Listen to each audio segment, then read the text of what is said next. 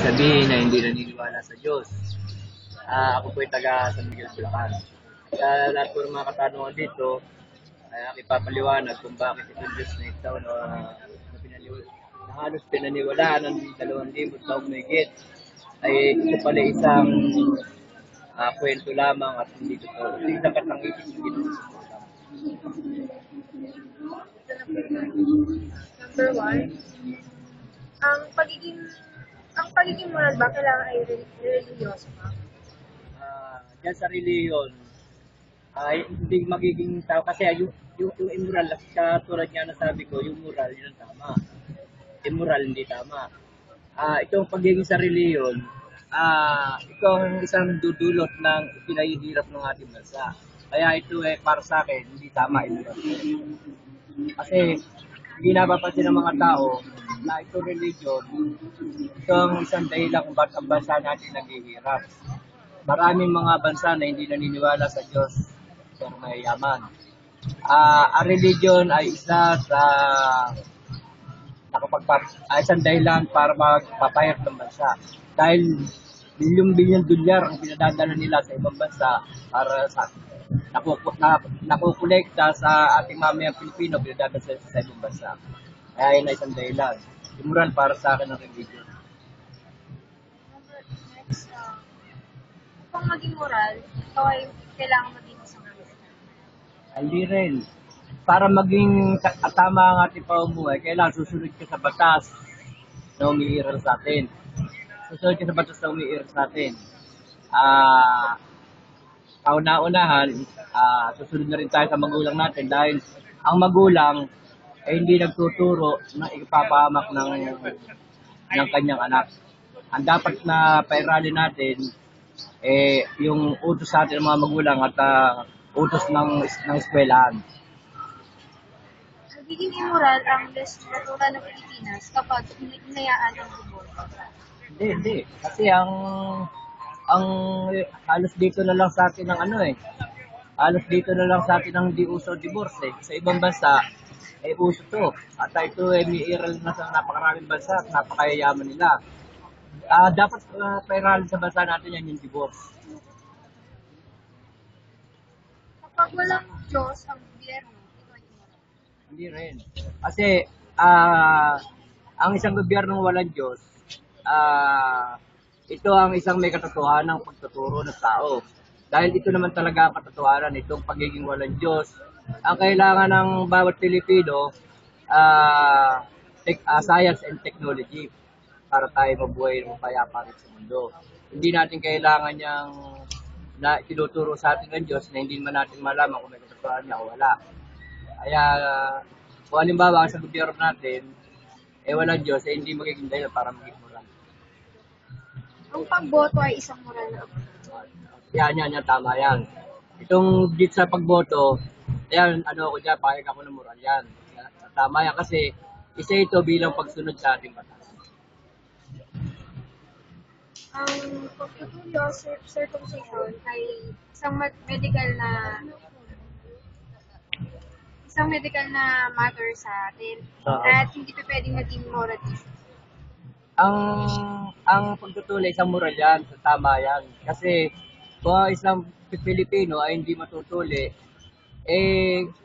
magiging madumi ang kasi doon sa mga lalaki, hindi naman siguro kabasasan. Kapag kaya na isupot, tinatawag. Kapag kaya na ibubukang ganon, may mga kupal na tinatawag. Kung halimbawa tuloy, nawawala yan. Kaya dapat na magpatuloy ang mga Pilipino. Ang pagpapatuloy isang moral. Tama yan. Ang mga paaralan na pinapatakbo ng mga pare at saka ng mga madre ay mas nakapagbibigay ng mas moral na edukasyon sa ang pag-aaral naman dyan sa mga eskwela mataas kasi uri ng pag-aaral dyan sa mga eskwela nila. Pero grabe naman ang taas ng kanilang mga bayad dyan. Kaya bira sa ating mga Pilipino ng pag-aaral dyan, mataas ang uri ng pag-aaral nila na dapat sana kailangan natin. Hindi naman nila pinahintulutang maging mababa ito para makapasok tayo dyan. Kaya bihirang tao na pag-aaral sa mga na yan. Kung halimbawa tayo mapag-aaral dyan, medyo mas mataas ang antas ng kanilang pag-aaral. Pero hindi yan dahilan para lubusang maniwala tayo sa Diyos. Yung mga pari po ba, tsaka madre, sila po yung pinakamagaling na moral na teacher. Hindi rin. Hindi. Ang isang pinakamagaling na moral na nakakipininiwala na ikaw na yung ating mga magulang, pangalawa ating sarili. Kasi naturuan na tayo ng mabuti at masama eh. Alam na natin yun, para ikaw ay maging mabuti, huwag kang gagawa ng masama. Kaya bali nasa sarili at nasa mga magulang, hindi ang eskwela din sa hindi mga pare. Kasi may mga kilala pa ako mga pare, mga lasinggero pa, saka nabababae pa rin. Pero mga ganyan, hindi ko Yung moral education po ba, mas maganda po na Christian morality tinuturo sa kanila? Hindi naman lahat kasi para sa akin, kung hanggang maaari, ialis na nga yung pagtuturo tungkol sa religion eh. Kasi ang isang pagtuturo sa religion, kasi ang totoo niyan ganito, bata pa lang tayo, tuturuan na tayo ng ating mga magulang. Tapos pagdating ng eskwela, papasok pa rin tayo sa eskwela, tuturo pa rin ng eskwela niyan. Tapos ma-invite kayo sa isang religion, tuturuan pa rin kayo tungkol sa pag-aaral dito. Diyos, makikintal na sa isipan nyo yan na ang hirap ng tanggalin yan, ang hirap ng burahin yan.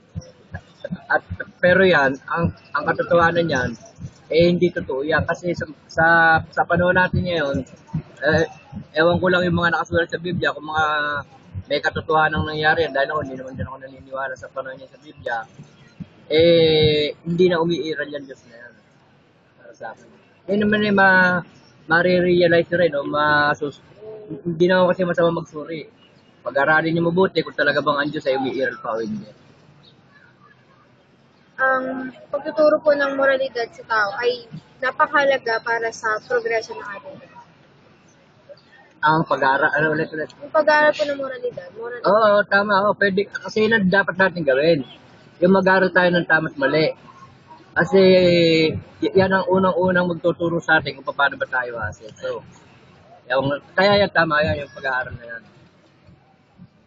At kapag nag-aaral kayo ng tama dyan, matutuklasan nyo pala na ang Diyos pala talaga ng Diyos. At yan ay ginagamit lang para makapag-abuloy ang mga tao. Ayan nga itong dahilan para maghirap ang bansa natin. So yung kalayaan po ba ng bawat individual ay isa sa mga pinaka-importanting values po sa pag-ibig ng pag-ibig. Individual, ano ba yung individual? Bawat isa. Bawat isa ulit. Kalayaan Yung kalayaan. kalayaan. Dapat tayo maging malaya naman. Kasi kapag hindi tayo magiging malaya, baka may lumabas uling isang Andres Bonifacio, isang Jose Rizal uling ganyan na tama lang sa Pilipino maging malaya. Tama lang. Salamat po. Thank you po.